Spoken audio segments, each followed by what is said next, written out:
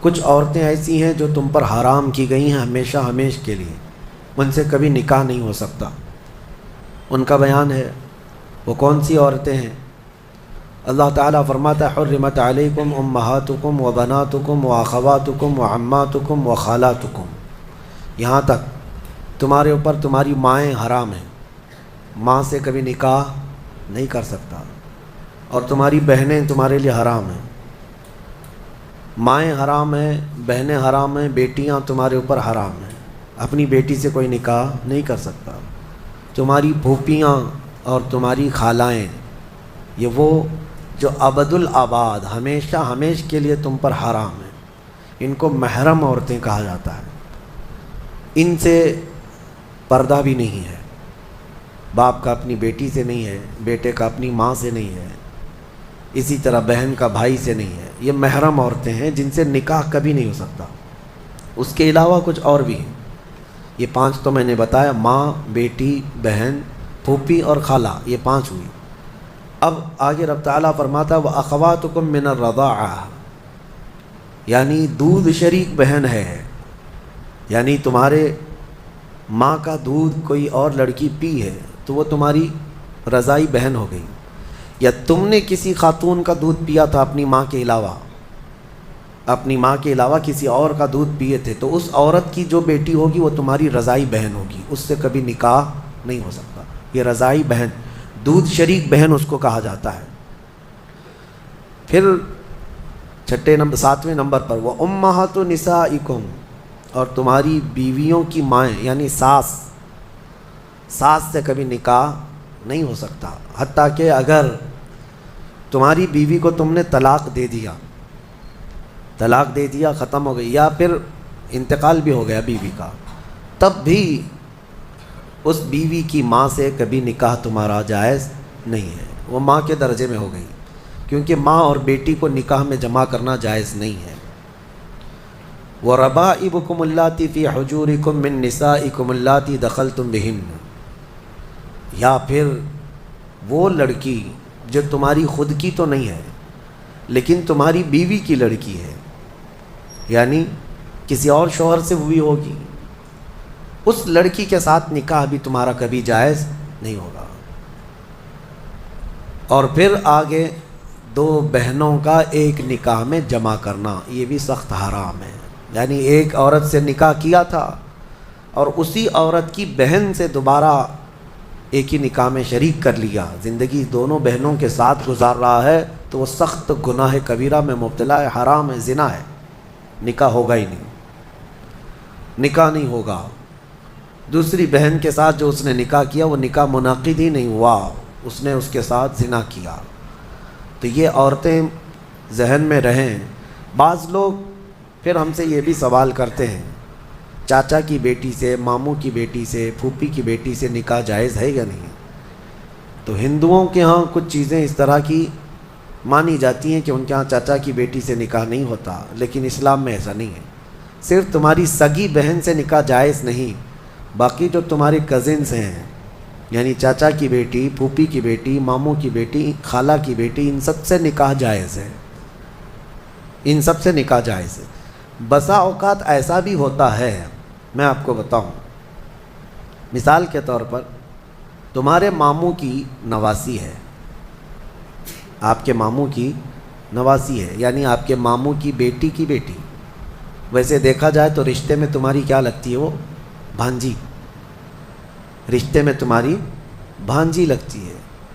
تو ظاہر سی بات ہے بہن کی بیٹی سے اور بھائی کی بیٹی سے بھی نکاح جائز نہیں ہے، سگی بھانجی اور سگی بھتیجی سے نکاح جائز نہیں، لیکن اگر اس طرح ماموں کی بیٹی بھانجی لگ رہی، اس سے نکاح جائز ہے۔ اسی طرح پھوپھی کی نواسی یا پوتی ہے، اس سے بھی تمہارا نکاح جائز ہے، وہ سگی بھانجی یا سگی بھتیجی نہیں ہے۔ تو یہ احکام مسلمانوں کو یاد ہونا چاہیے کہ کون سی عورتیں تمہارے لیے حلال ہیں اور کون سی عورتیں تمہارے لیے حرام ہیں۔ اب ان کے علاوہ جو عورتیں میں نے بتایا، یہاں جو عورتیں میں نے بتایا، ان عورتوں کے علاوہ جتنی بھی عورتیں ہیں جن سے نکاح تمہارا جائز ہے، ان سے پردہ بھی واجب ہے، یہ بات یاد رکھ لیں۔ جس سے تمہارا نکاح ہو سکتا ہے اس سے تمہارا پردہ کرنا بھی واجب ہے۔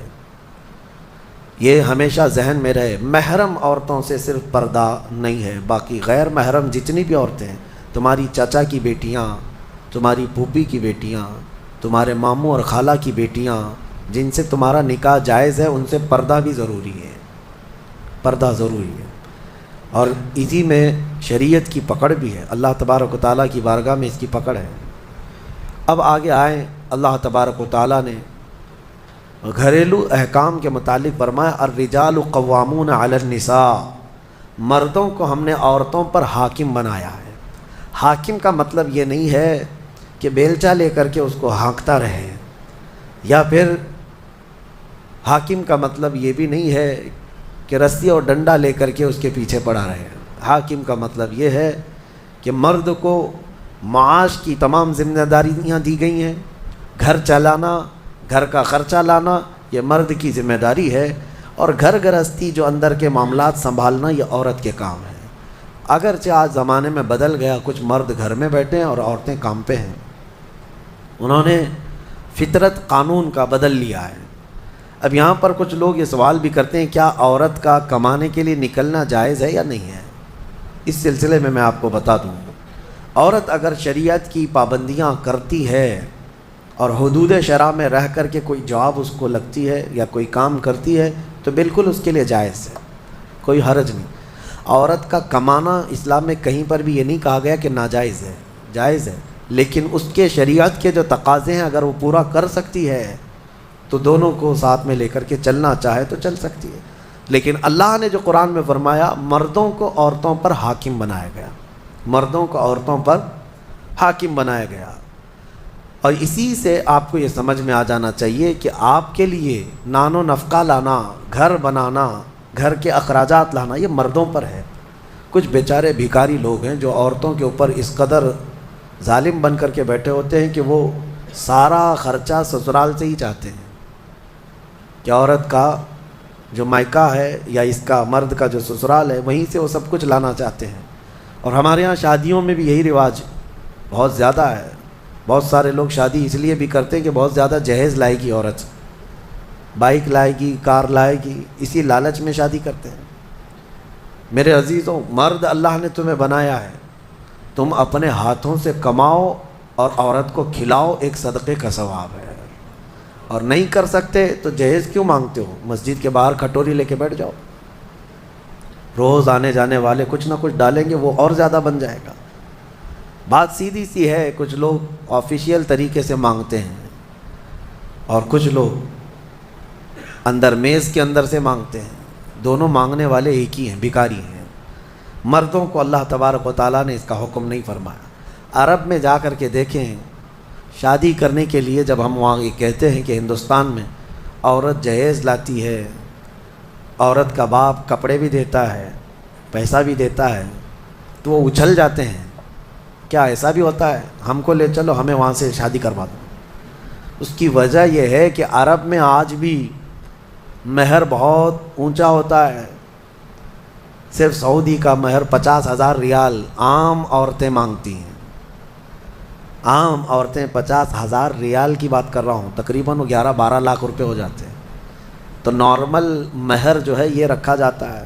پھر مرد کے اوپر یہ ضروری ہوتا ہے وہ اپنے باپ کے گھر میں نہ لے جائے شادی کر کے، خود کا گھر ہو تو شادی کر، یہ سارے وہاں پر ضروریات رکھے گئے۔ بہرحال ہمارے ہاں اگرچہ یہ دوسری قوموں سے رواج آ گیا ہے، لیکن آپ کو بدلنے کی ضرورت ہے۔ کم از کم آپ اپنا نیا گھر نہیں بنا سکتے، بہت کچھ نہیں کر سکتے، تو کم از کم ان گھر والوں سے، عورت والوں سے مانگنا تو بند کر دو۔ جتنا آپ کے پاس ہے اسی میں خوش رہو، اور اللہ کا وعدہ ہے قرآن میں کہ اگر تم فقیر بھی ہو تو اللہ اپنے فضل سے غنی بنا دے گا، غنی بنا دے گا۔